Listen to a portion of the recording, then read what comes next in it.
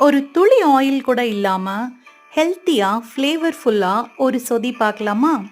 பொதுவா நெறைய காய்கறிகள் யூஸ் பண்ணி பண்ற திருநெல்வேலி மாப்பிள்ளை சொதி நம்ம எல்லாருக்கும் தெரியும்.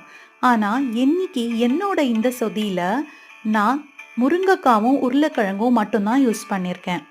3வதா எடுத்த தேங்காய் பால்ல கருவேப்பிலை, சின்ன வெங்காயம், பொடியா நறுக்கின இஞ்சி, கீறின பச்சை மிளகா, முருங்கக்காய், உருளைக்கிழங்கு, தேவையான அளவுக்கு உப்பு போட்டு இதை நல்லா வேக விடுங்க. மீன்வைல் இந்த சொதிக்கு ஃப்ளேவர் கொடுக்கறதுக்காக நம்ம ஒரு பேஸ்ட் ரெடி பண்ணலாம்.